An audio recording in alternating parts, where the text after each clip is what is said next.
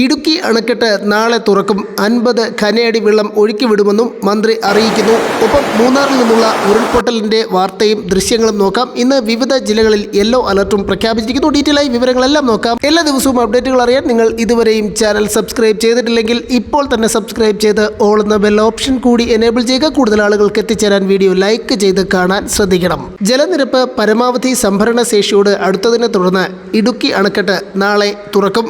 Rule curve അനുസരിച്ച് നാളെ രാവിലെ 10 മണിയോടെ ഡാം തുറക്കുമെന്ന് മന്ത്രി കെ കൃഷ്ണൻകുട്ടി അറിയിച്ചു.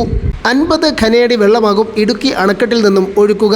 പെരിയാറിൻ്റെ ഇരു കരകളിലുമുള്ളവർ ജാഗ്രത പാലിക്കണമെന്നും നിർദ്ദേശമുണ്ട്. 2403 അടിയാണ് ഇടുക്കി ഡാമിൻ്റെ പരമാവധി സംഭരണ ശേഷി.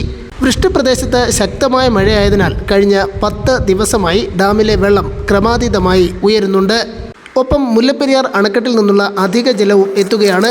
അണക്കെട്ടിൽ നേരത്തെ തന്നെ റെഡ് അലർട്ട് പുറപ്പെടുവിച്ചിരുന്നു. ഇന്ന് 5 ജില്ലകളിൽ യെല്ലോ അലർട്ടാണ്. മധ്യ വടക്കൻ കേരളത്തിൽ മഴ തുടരും. ഒറ്റപ്പെട്ട ഇടങ്ങളിൽ ശക്തമായ മഴയ്ക്ക് സാധ്യത. കോഴിക്കോട്, ഇടുക്കി, വയനാട്, കാസർഗോഡ്, കണ്ണൂർ ജില്ലകളിലാണ് ഇന്ന് യെല്ലോ അലർട്ട്. നാളെ 8 ജില്ലകളിൽ യെല്ലോ അലർട്ടാണ്. കോട്ടയം, ഇടുക്കി, തൃശൂർ, പാലക്കാട്, കോഴിക്കോട്, വയനാട്, കണ്ണൂർ, കാസർഗോഡ് ജില്ലകളിലാണ് നാളെ ഓഗസ്റ്റ് 7 പ്രഖ്യാപിച്ചിരിക്കുന്നത്.